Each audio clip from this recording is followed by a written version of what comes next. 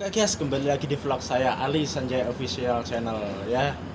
Sekarang kita akan berbagi tips menjadi seorang kenek atau kuli di bangunan atau di proyek. Gimana ya guys? Eh, Masa ada tipsnya kan nggak ada ya. Ini menjadi seorang kuli di bangunan ya. Kadang banyak yang menyepelekan, nggak ada teori, modal nekat, pokoknya datang disuruh apa tinggal mau, itu udah cukup katanya sih. Sebenarnya enggak guys. Gini, soalnya apa, tukang itu membutuhkan kenek yang bisa memahami karakter pekerjaan yang dikerjain tukangnya. Itu semua tukang pasti pinginnya mempunyai kenek yang seperti itu, bisa membaca apa yang dikerjakan oleh tukangnya. Semisalkan begini, master, kita akan master apa sih yang digunakan alat untuk master semuanya, dan kenek itu harus bisa membaca itu. Seperti orang master yang diperlukan apa, gosokan, jidar, dan air, ember, dan apa, semen, harus disediain semuanya. Tapi kalau maaf saja nih ya, kalau yang tidak mengerti biasanya diam saja dan nunggu disuruh oleh tukangnya. Kalau nggak disuruh itu nggak tahu sendiri gitu. Ini yang paling nemen guys, maksudnya yang paling parah begini. Semisalkan kita mengerjain sesuatu, maksudnya apa, masang bata misalkan, udah tahu bata habis, tapi masih diem aja, belum cepat dan buruan diambilin atau adukan udah tahu tinggal sedikit, bukannya langsung dan diambilin, nanti sudah diambilin lagi tukangnya, adukannya udah habis, tinggal kita ngasih ke tukangnya. Biasanya enggak, biasanya diem aja ataupun main HP ataupun ngalamun. Biasanya kenakan gitu, harus nunggu perintah tukangnya. Ya kalau bisa sih jangan ya guys. Kalau bisa kita harus memahami, kalau tukangnya adukannya habis ya, udah mau habis, kita secepatnya lah buat ngambilin.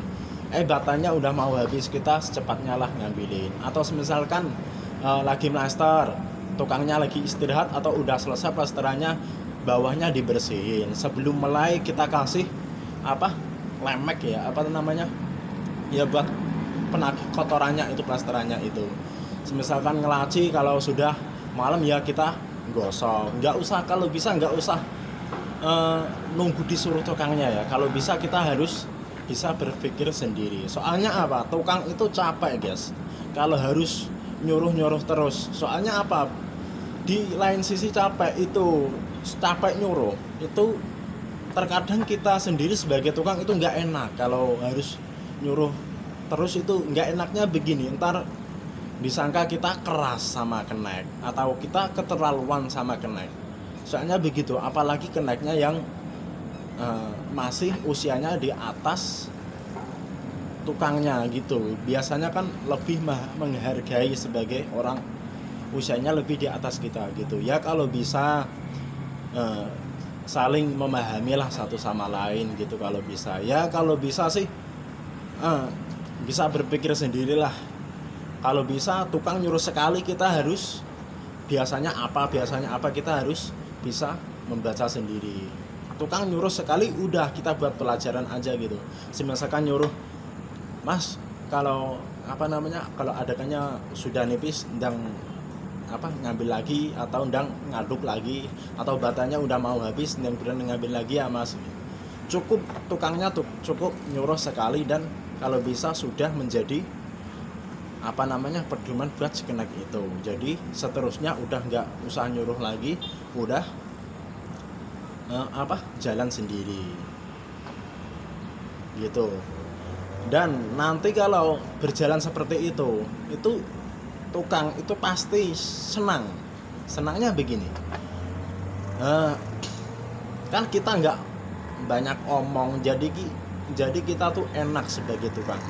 Jadi semisal dia sudah bisa membaca pekerjaan sendiri kita, pekerjaan itu enak. Jadi kalau kita semisalkan nanti setelah selesai di proyek ini kita mendapatkan proyek lain ataupun mendapatkan yang lain, dia lagi nganggur, kita bisa ajak, kita kan pasti mau dan mudah mengajak dia kembali ya guys, gitu. Tapi kalau bandel, nggak bisa membaca sendiri dan harus nyuruh dan ini dan itu, apalagi yang bandel ya, disuruh kadang iya aja, nggak buruan berangkat dan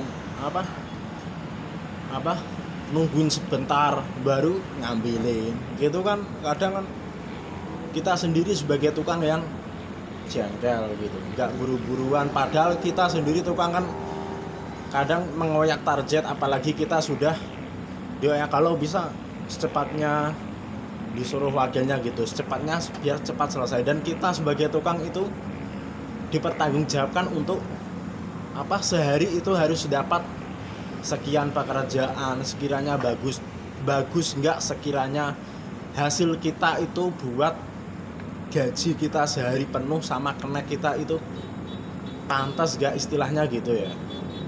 Kalau kena kan biasanya nggak mau tahu soal begituan kan, yang bisa mengerti itu tukang dan gitu. Soalnya kalau ada nggak selesai kita yang kena marah sama atasan atau wakil kan gitu. Soalnya kita dituntut bekerja dan dituntut hasilnya. Kalau hasil kita nggak sesuai dengan gaji kita sehari kita, dan itu ya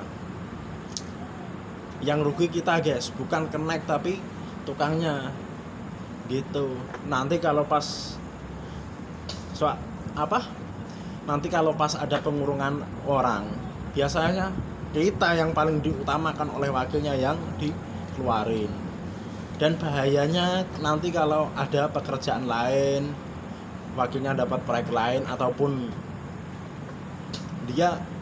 kita mau ngikut, pasti ya wakilnya pikir-pikir 2 kali lah, ya enggak, mau nerima kita lagi. Soalnya udah tahu pekerjaan kita sehari dapatnya seberapa, menghasilkan dia enggak, masuk opnaman enggak, kan gitu. Kalau enggak ya dia rugi sendiri wakilnya, kalau enggak ya dia kena atasan sama mandornya, soalnya enggak cepat-cepat selesai gitu. Dan pasti malas lah wakil yang ngejak itu. Dari wakil aja, apalagi belum teman kita itu, bisa teman kita saja sama-sama tukang itu biasanya bisa tahu pekerjaan kita sehari dapatnya berapa. Itu biasanya juga menilai guys. Soalnya ntar setelah selesai proyek, biasanya kalau dia dapat proyek lagi, atau dia ajak dia kekurangan orang, kita bisa diajak lagi kalau hasil kita bagus dan sesuai. Tapi kalau tidak sesuai ataupun bahkan jelek, dia ogah lah narik kita atau mengajak kita. Itulah dampak dari seorang yang menjadi tukang. Ya kalau bisa sebagai kenek ya harus bisa menghargai pekerjaan si tukang dan tanggung jawab tukang tersebut. Jadi saling berjalan lah, saling memahami gitu ya guys ya. Bisa dimengerti di sini. Oke, next video selanjutnya.